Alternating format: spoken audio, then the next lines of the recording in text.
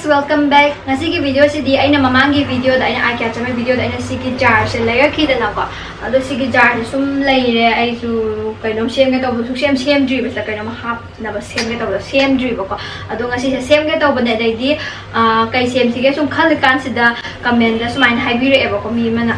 cucumber pickle semon hai ba ko. Ado si da sem ga to ba dai ngasi cucumber su lai re loina ma ho ma chai loina lai re ba ko. Ado si sem ba hodri kan da skin care gi matang di am kan na ga da ba khara haijaram ge ma'am da adu di hojikan se everyday stress lai ba di pollution na maram oira koi se yam na skin je am dull or damage or hale adu du na kai haine koi na pamjari ba glow skin je si je kai haini mang da khak mang bai da ta dum le ne sem ga phang wai da ga manjal le ba ko adu koi na healthy lifestyle amanda lai ba tar ga di si ge koi na pami ba se phang ba su yai but right set of products sang nge ba koi ge skin je phana bai da mak ta di ko. So introducing the Dermaco Cica Glow Rinse that is packed with Cica extract that gives you that perfect glowing skin. Ado masigi rinse the product ahum yawe ado ahan bagi sina sigi 2% Cica Glow Daily Face Wash for glowing skin. On a wet face, apply a generous amount of face wash in a gentle upward circular motion. Rinse thoroughly with lukewarm water and gently pat dry.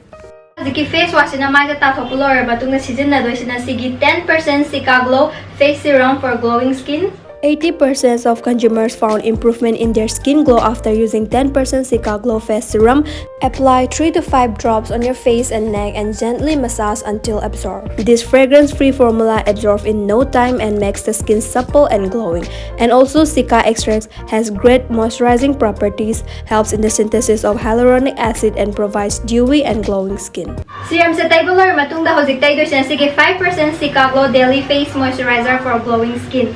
Apply an adequate amount of the moisturizer on your face and neck and gently massage until absorbed. All these 3 products is recommended for everyday uses. Ado mayam the Dermaco gi products se sulfate and parabens free oil benedu duga koi gi dye, silicone, mineral oils at the fragrance free oil. Ado na mayam su sige the Dermaco gi Cica Glow Rinse season na bio ado duga ay na mamang su ma season na gidana ko ado na ekni gine ba ado su yam thaye ba ko ado duga ay di ekni to ka sham lai ba ta mi na ko gi market season na han bane ba ko ado mo ngon su result phajana la ai hai ado di yum da lai ta mi khang di yum da yor yum da sa la kan da ma gi result su ay mam da uchar ke ba ko mo ado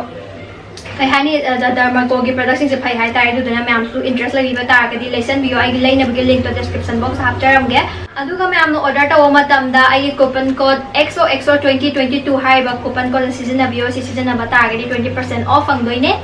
And every time you buy from them, Dermaco will link your order to a child that they help educate along with Rumi. They have pledged to help 10,000 plus students across the year. Aduga products sa mo gi website data na Amazon, Nykaa, Flipkart sila su panggani. Yam na su ngang su yang ware ado mam su soy da na sida na nga di description check to biro ado hojik ay gi cucumber pickle sem bahawrasi ado ay na layer iba ay ngon na layer iba hojik ay na prepare to po sa sing se kai kai na habu uchara age ado mam half to siya ay na kahani sige cucumber pickle sem bagi se mauong da ay mayam buga nate buga lai YouTube ta yeng buti yeng ba ko ado khang de anum ay na khang de khang de gan ta de ado di yam lang e boko moisturizing ga de kai de mo kon yam na ado cucumber se kaya mo chang de khang de na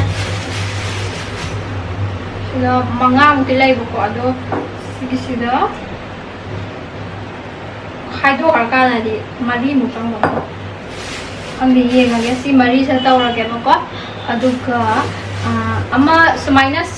sang na ka aga taw sulay da na ado mind di tawra ge kai gino di ai di am sa ka sunga mo du na pana ina slice soy ba ado mind ko soy ne ye ko to sumaina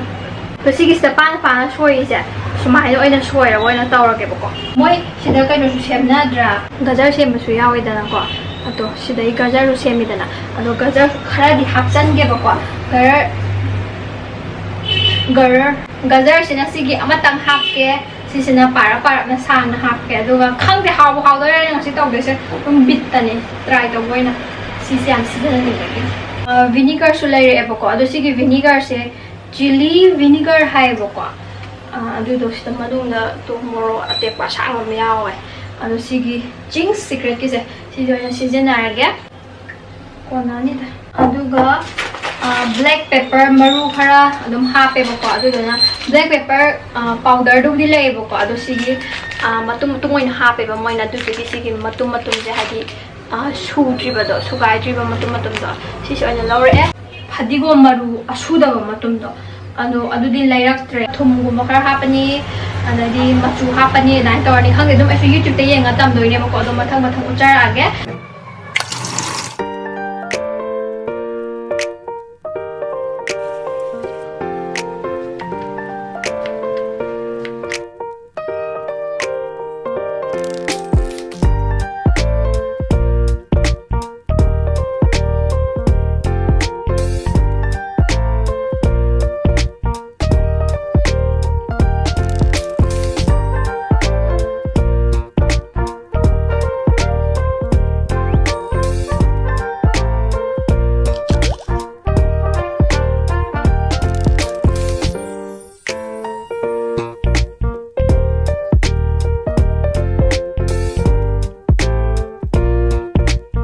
ꯁꯤꯗ ꯂꯩꯔꯦ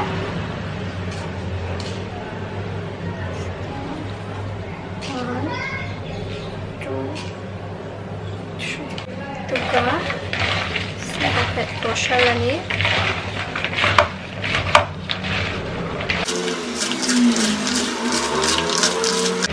ꯃꯁꯛꯁꯦ ꯌꯥꯝ ꯐꯖꯗ꯭ꯔꯥ Look at this so fazaba 30 minutes ꯃꯨꯛꯇꯤ ꯁꯨꯃꯥꯏꯅ ꯃꯆꯨꯝ ꯇꯥꯍꯜꯂ ꯊꯝꯃꯣ ꯍꯥꯏꯕꯀꯣ ꯑꯗꯨꯗꯨꯅ ꯃꯆꯨꯝ ꯇꯥꯔꯝꯕ꯭ꯔꯥ ꯌꯦꯡꯁꯦꯕꯀꯣ ꯁꯤꯗ ꯁꯨꯃꯥꯏꯅ ꯊꯝꯃꯝꯒꯦ ꯑꯗꯨꯒ ꯃꯆꯨꯝ ꯀꯌꯥꯝ ꯊꯣꯛꯑꯝꯒꯦ ꯍꯥꯏꯕꯗꯣ ꯑꯗꯨꯁꯨ ꯌꯦꯡꯉꯁꯤ ꯑꯣꯀꯦ ꯑꯗꯣ ꯍꯧꯖꯤꯛ ꯁꯤꯁꯦ ꯃꯆꯨꯝ ꯇꯥꯕ ꯉꯥꯏꯔꯤꯉꯩꯗ ꯑꯩꯅ ꯍꯣꯔꯦꯟ ꯍꯥꯞꯀꯗꯕ ꯃꯔꯨ ꯃꯔꯥꯡ ꯍꯥꯏꯇꯥꯔꯦ ꯏꯃꯥ ꯑꯗꯣ ꯁꯤꯒꯤꯁꯦ ꯈꯔ ꯀꯩ ꯍꯥꯏꯅꯤ ꯉꯧꯊꯣꯛꯀꯦꯕꯀꯣ ꯈꯥꯡ ꯑꯁꯥꯕꯗ ꯑꯗꯣ ꯑꯍꯥꯟꯕꯒꯤ ꯁꯤꯒꯤ ꯃꯁꯇꯔꯗ ꯁꯤꯁꯦ ꯂꯩꯔꯝꯃꯦ ꯁꯤꯁꯨ ꯍꯥꯞꯄ ꯌꯥꯎꯋꯦꯕꯀꯣ ꯚꯤꯗꯤꯑꯣꯗ ꯑꯗꯨꯅ ꯁꯤꯁꯨ ꯍꯥꯞꯄꯒꯦ ꯑꯗꯨꯗꯨꯒ ꯁꯤꯒꯤ ꯄꯦꯄꯔ ꯀꯣꯔꯟꯁ ꯍꯥꯏꯕ ꯄꯦꯄꯔ ꯀꯣꯔꯟꯁꯦ ꯕ꯭ꯂꯦꯛ ꯄꯦꯄꯔꯁꯦ ꯁꯤꯁꯦ ꯍꯥꯞꯄꯒꯦ ꯑꯗꯨꯗꯨꯒ ꯁꯤꯁꯤꯁꯨ ꯇꯦꯖꯄꯇꯥ ꯃꯅꯥꯁꯦ ꯁꯤꯁꯤꯁꯨ ꯃꯅꯥ ꯑꯃꯔ ꯀꯩꯅꯣꯃ ꯍꯥꯞꯀꯦꯕꯀꯣ ꯃꯅꯝ ꯈꯔ ꯍꯦꯟꯅ ꯅꯨꯡꯁꯤꯅꯕ ꯑꯗꯣ ꯃꯣꯏꯗꯤ ꯑꯗꯨꯝ ꯉꯧꯗꯕꯤꯗ ꯃꯔꯨ ꯃꯔꯥꯡꯁꯤꯡꯁꯦ ꯉꯧꯗꯕꯤꯗ ꯑꯗꯨꯝ ꯍꯥꯞꯄꯦꯕꯀꯣ ꯑꯗꯣ ꯑꯩꯗꯤ ꯁꯨꯝ ꯀꯩ ꯍꯥꯏꯅꯤ ꯉꯧꯕꯅ ꯍꯦꯟꯅ ꯃꯅꯝꯗꯣ ꯅꯨꯡꯁꯤꯕ ꯍꯦꯜꯂꯤꯗꯅꯀꯣ ꯑꯗꯨꯗꯨꯅ ꯍꯥꯏꯐꯦꯠ ꯉꯧꯊꯣꯛꯀꯦ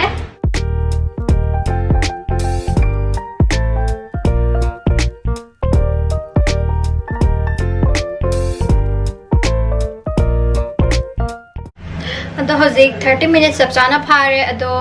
ꯃꯍꯤꯁꯦ ꯀꯌꯥꯝ ꯆꯨꯝꯊꯔꯒꯦ ꯍꯥꯏꯕꯗꯣ ꯌꯦꯡꯁꯤ ꯑꯗꯨ ꯐꯅꯌꯥꯝ ꯆꯨꯝꯃꯦ ꯎꯔꯛꯀꯦꯀꯣ ꯎꯒꯗ꯭ꯔꯥ ꯁꯤꯁꯦ ꯁ꯭ꯋꯥꯏꯃꯨꯛꯇꯤ ꯆꯨꯝꯊꯔꯝꯃꯦꯕꯀꯣ ꯑꯗꯣ ꯁꯤꯁꯦ ꯑꯃꯨꯛ ꯍꯥꯏꯐꯦꯠ ꯆꯥꯝꯊꯣꯛꯈꯤꯒꯅꯤ ꯊꯨꯝ ꯃꯌꯥꯝꯁꯦ ꯅꯠꯇ꯭ꯔꯗꯤ ꯌꯥꯛꯄ ꯂꯣꯏꯔꯦꯕ ꯑꯗꯨꯗꯨꯅ ꯍꯥꯏꯐꯦꯠꯇꯤ ꯆꯥꯝꯊꯣꯛꯈꯤꯒꯅꯤ ꯑꯗꯣ ꯆꯥꯝꯊꯣꯔꯛꯈꯤꯒꯦ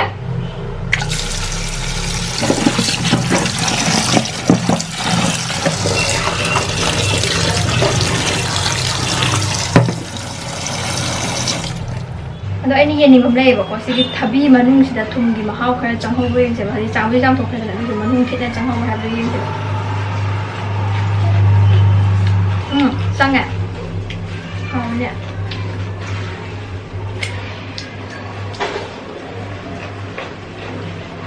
ꯃꯅꯨꯡꯗ ꯊꯨꯝꯒꯤ ꯃꯍꯥꯎꯗꯣ ꯊꯨꯝꯗꯣ ꯑꯦꯕꯖꯣꯔꯕ ꯇꯧꯔꯦꯕꯀꯣ ꯑꯗꯣ ꯍꯧꯖꯤꯛ ꯀꯃꯥꯏꯅ ꯇꯧꯔꯦ ꯑꯗꯣ ꯍꯧꯖꯤꯛ ꯁꯤꯒꯤꯁꯤꯗ ꯃꯔꯨ ꯃꯔꯥꯡꯁꯤꯡꯗꯣ ꯍꯥꯞꯆꯜꯂꯁꯦ ꯑꯗꯨꯒ ꯊꯕꯤꯁꯤꯁꯨ ꯍꯥꯞꯆꯜꯂꯁꯦ ꯑꯗꯨꯒ ꯃꯥꯒꯤ ꯃꯍꯤ ꯑꯣꯏꯒꯗꯕꯗꯣ ꯚꯤꯅꯤꯒꯔ ꯃꯍꯤꯗꯣ ꯑꯗꯨꯒꯤ ꯃꯣꯏ ꯕ꯭ꯔꯥꯏꯟꯒ ꯍꯥꯏꯕꯗꯣ ꯑꯗꯨꯗꯣ ꯑꯃꯨꯛ ꯁꯦꯝꯃꯁꯤ garlic cloves ꯑꯆꯧꯕꯗꯣ ꯑꯗꯨꯗꯣ ꯑꯃꯅꯤꯒꯨꯝꯕ ꯍꯥꯞꯄꯦꯕꯀꯣ ꯑꯗꯣ ꯑꯩꯒꯤ ꯑꯆꯧꯕꯗꯣ ꯂꯩꯇ꯭ꯔꯦ ꯑꯗꯨꯗꯨꯅ ꯁꯤꯒꯤ ꯃꯆꯥꯁꯦ ꯑꯗꯨꯝ ꯀꯕꯛ ꯗꯛ ꯗꯛ ꯗꯛ ꯗꯛ ꯗꯛ ꯗꯛ ꯗꯛ ꯁꯨꯔꯒ ꯁꯤ ꯑꯣꯏꯅ ꯍꯥꯞꯆꯜꯂꯒꯦ ꯁꯤꯗ garlic ꯍꯥꯞꯄꯦ ꯁꯤ ꯍꯥꯞꯄꯦ ꯃꯔꯨ ꯃꯔꯥꯡ ꯈꯔ ꯍꯩꯖꯤꯜꯂꯁꯤ ꯈꯔ ꯌꯥꯎꯔꯦ ꯗꯦꯟ ꯑꯩꯈꯣꯏꯒꯤ ꯁꯤꯒꯤ ꯃꯦꯟ ꯀꯦꯔꯦꯛꯇꯔꯁꯦ ꯍꯥꯞꯆꯜꯂꯁꯤꯀꯣ ꯑꯗꯨꯒ ꯑꯩꯅ ꯀꯩꯅꯣ ꯃꯣꯔꯣꯛ ꯃꯣꯏ ꯃꯣꯔꯣꯛꯁꯨ ꯍꯥꯞꯄꯦꯕꯀꯣ ꯑꯗꯣ ꯑꯩꯒꯤꯗꯤ ꯁꯤꯒꯤ ꯒ꯭ꯔꯤꯟ ꯆꯤꯂꯤꯁꯦ ꯑꯣꯏꯅꯅꯦ ꯑꯃꯇꯪ ꯍꯥꯞꯁꯤꯔꯥ ꯑꯅꯤ ꯑꯗꯨꯝ ꯍꯥꯞꯄꯒꯦ ꯈꯔ ꯃꯣꯔꯣꯛ ꯁꯥꯅꯕ ꯑꯗꯨꯝ ꯃꯌꯥꯏꯗ ꯁꯥꯡꯅ ꯈꯥꯏꯔꯒ ꯍꯥꯞꯄꯒꯦ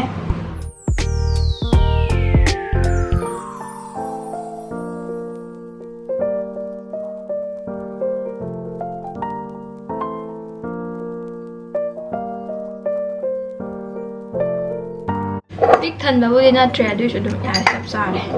ꯁꯤꯕꯨ ꯌꯥꯎꯔꯦꯕ ꯃꯁꯛꯁꯨ ꯌꯥꯝ ꯐꯖꯩ ꯑꯗꯣ ꯍꯧꯖꯤꯛ ꯁꯤꯒꯤ mahido brine do adudo sem bharsi kanong kawe sigi maru kra wali mi sima thoka chaisan ge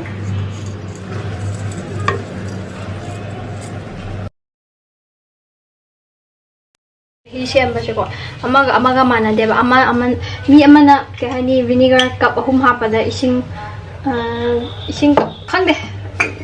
vinegar cup ising cup dain taw yawe aduga ising cup ahum ga vinegar cup manga taw yawe aduna gyan ta de ko moi morok se kaya hainadi ado ai gidi dum si se cup kya oi gi yeng sang ka amatang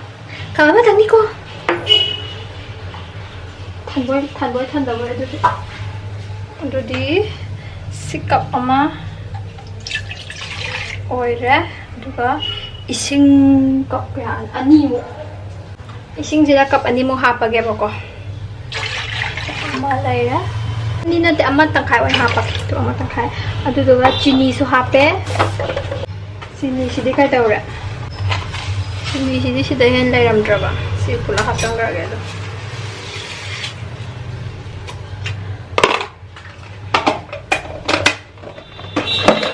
tagi thum kitang amagan habra chi to adudagi kare hapani machu kitang hapke machu hapta mi su lai do ai di machu kitang mon hapke yam nattabi kitang yare si hojik sauhal lage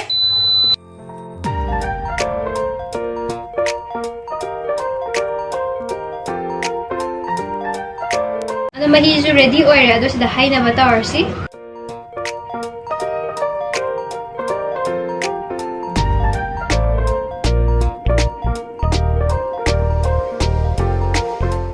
na bo hena ya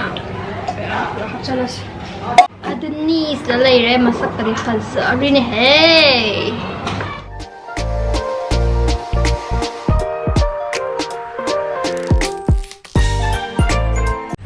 ice cream sada is hawage ado moi na habe da sigi pickle se gari sin ta thaugi sanu pa moi thaugi ado sigi pickle se moi na habe da hanba habe di hanba chaba do sema matungda overnight matungda chaw haiba duna hona sigi I think dima sainum thamage fridge to thamgadra khangde ado thamage fridge to thamge aduga hayeng ayu ai breakfast ko macha loira ka na ko test tawagi haidi hawina traga hawte haba do hayeng ayu wana nama age ba ko atani si fridge to hapchala si aduga hayeng ayuk char si ado nga si ze ay na nahan se makanda next morning nga char ke hire mi dana ko ado next morning order ka gino di ado sabu su kaw kre ade di ngarang su thabak ma ma chat lui ba hadi ado dugi ay na sabu kaw ade do nga si na after 2 days order ye ba ko ado si char ke maning da magi maru marang ma am da lai ade ki samain ta ore aduga mahi ze ay nang han ha pa kan mahi ni he wang ho ba ne ko ado chupchan bai ta to ado hosik test or si first day na to gisin ha ga shika chat first test ni ko aina semja bagi han bagi so aina first aduga cucumber pickles minus hem bagi so first no kare tos dalai ra pakat le am silam no ma Thabi jahan jaga sida mulai ya halo tadi tal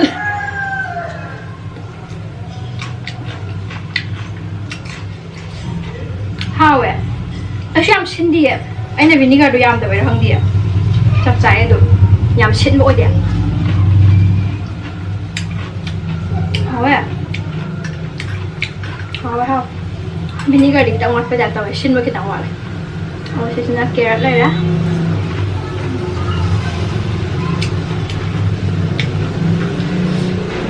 carat सीधा ही cucumber ने है रहा हुआ how इन्हें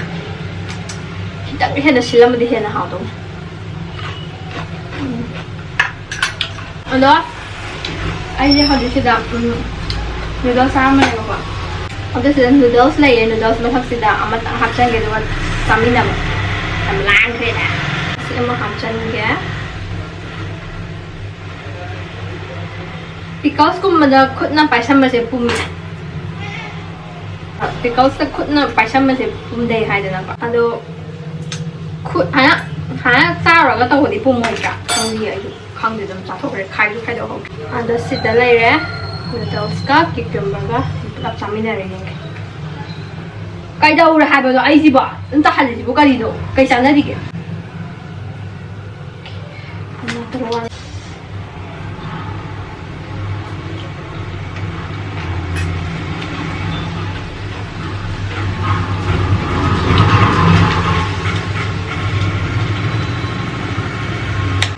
하우는 좀 하우에 먹고 아도 noodles stick kimchi ga samina bane he na hawe ma kobi gi ma hawo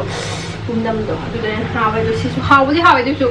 sin ma yaw da ba hang da kya kana yaw de ba do si tang sa wai da ba ga di hawe do adu ni ado ma'am su sema matam da kitang he na sinan biro ai gi sin ma khara wa le ba vinegar do kon na ga khala ga han quantity du khara wat ki bane ba adu gi ne ado yare si video sa lo sha lage ma'am nungai be di like subscribe to biramo adu ga